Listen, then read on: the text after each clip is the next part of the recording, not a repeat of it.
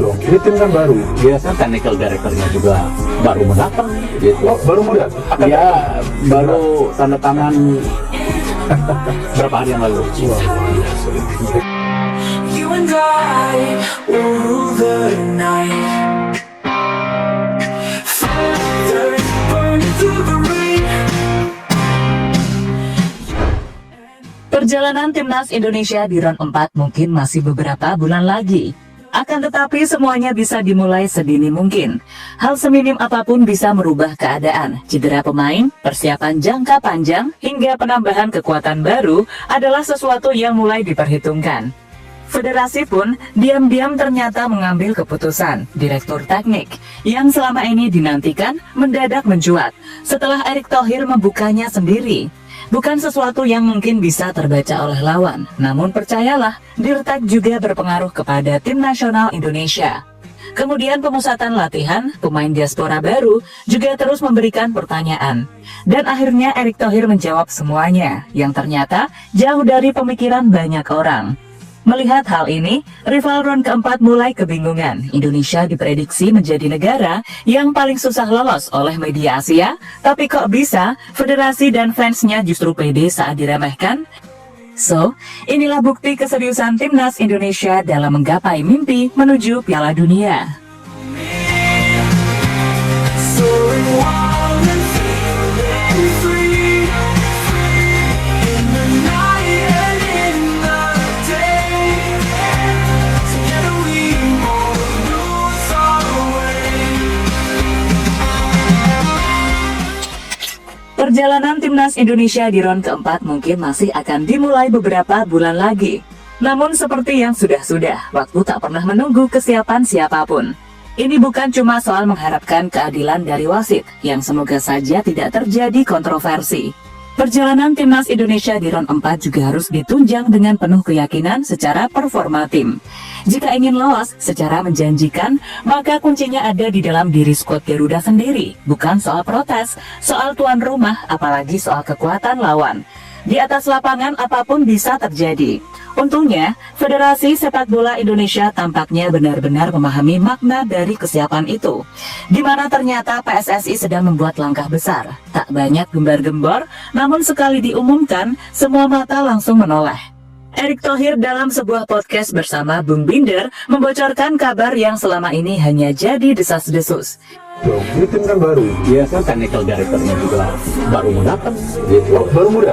Ya, baru tanda tangan berapa hari yang lalu. Iya, Dirtek, sebuah posisi yang selama ini hanya diisi secara interim oleh Indra Syafri, kini akan dipegang oleh sosok baru.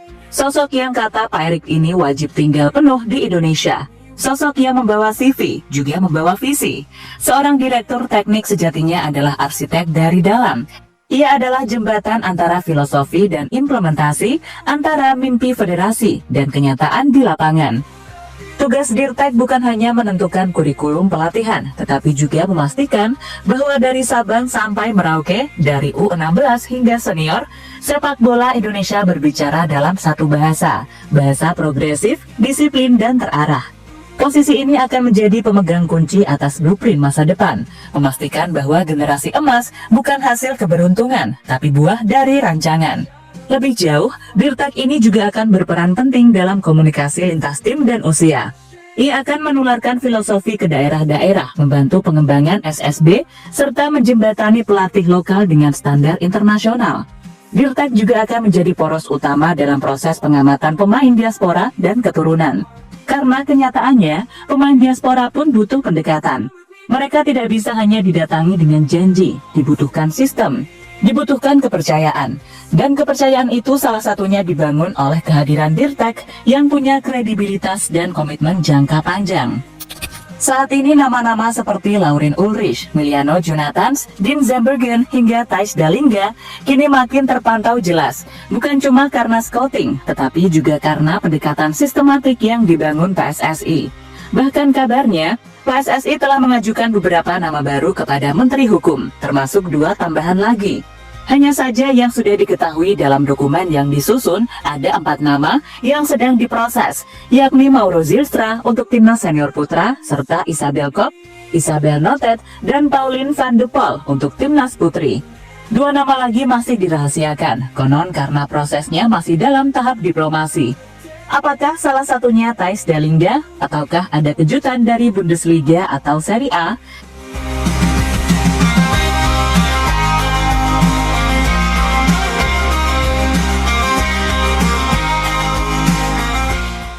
Yang jelas langkah ini menunjukkan keseriusan. Namun meski dari sisi personalia terus diperkuat, muncul pertanyaan klasik dari publik.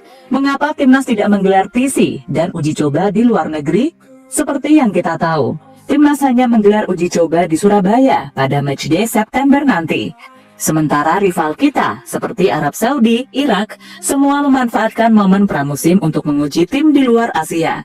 Mereka melawan lawan tangguh di tanah Eropa, bahkan ikut turnamen besar seperti CONCACAF Gold Cup atau Kings Cup. Arab Saudi tampil di Amerika, sedangkan peserta grup lain seperti Qatar melawan Australia.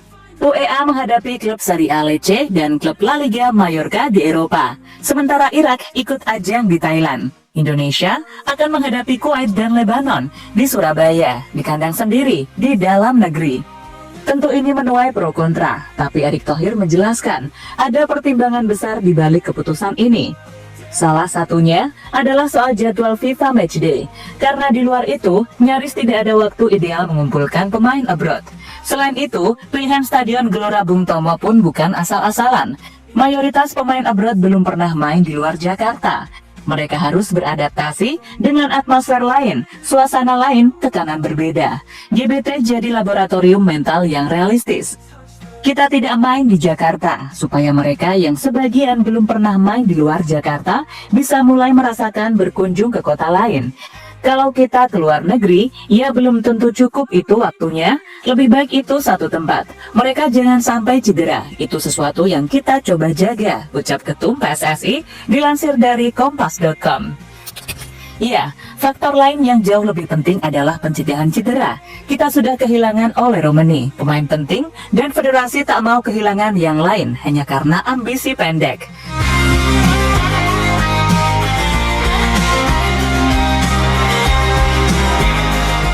Namun seberapapun logisnya alasan ini tetap saja jadi sorotan media.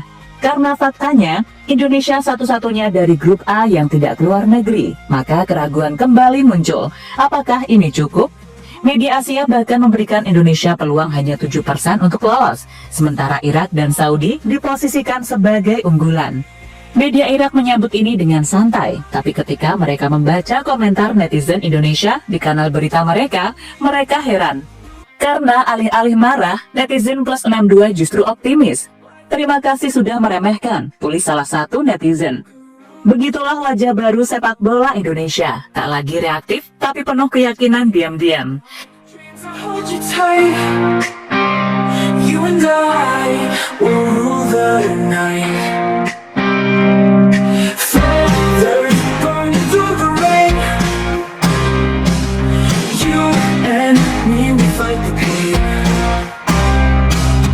In the storm, we find a light. Go through the days. Sementara itu dari Thailand, media Boltai melontarkan kritik sinis sekaligus kagum. Mereka menyebut timnas Indonesia berubah menjadi tim penuh pemain naturalisasi, tapi tetap tidak bisa menyembunyikan kagum terhadap kualitasnya. Tim Indonesia ini lebih banyak berfokus pada pemain blasteran. Banyak pemain yang pindah ke warganegaraan dari Eropa, terutama Belanda, Jerman, dan Belgia. Jumlahnya sangat banyak, sehingga tidak mungkin dihitung semuanya, tulis Boltai dengan nada heran. Akan tetapi media Thailand tersebut juga melihat inilah kekuatan Indonesia sekarang untuk bisa bersaing menuju Piala Dunia. Sedangkan dari Malaysia, nada yang berbeda muncul. Media di sana mengklaim bahwa Harimau Malaya kini jadi incaran uji coba. Indonesia disebut sempat mengajak, namun ditolak. Ini seperti sebuah singgungan dari negeri jiran. Sikap yang membuat publik bertanya, takut atau sombong. Tapi yang pasti, dalam senyap, Indonesia sedang bersiap, bukan untuk pamer, tapi untuk mengejutkan. Karena sejarah tak ditulis oleh yang paling kuat, tapi oleh mereka yang paling siap. Dan timnas Indonesia di balik semua keterbatasan dan kritik sedang menunjukkan bahwa mereka sedang sangat-sangat siap. Karena inilah momen menentukan, inilah jalan menuju sejarah, Inilah detik-detik menuju mimpi yang dulu terlalu jauh, kini makin mungkin menembus Piala Dunia.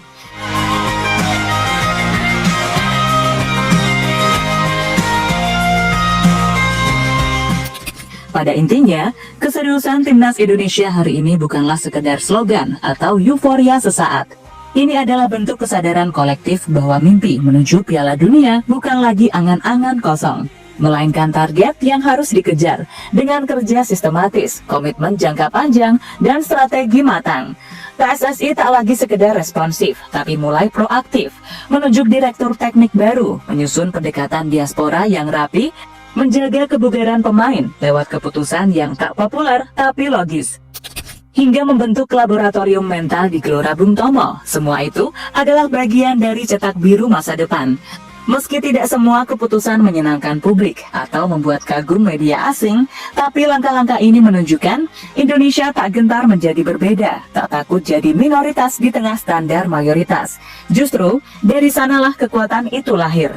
Karena dalam sepak bola, sejarah seringkali berpihak pada mereka yang paling berani mengambil jalan sunyi. Dan Timnas Indonesia tampaknya sedang bersiap mengambil jalan itu, dengan penuh kesadaran, bukan kebetulan.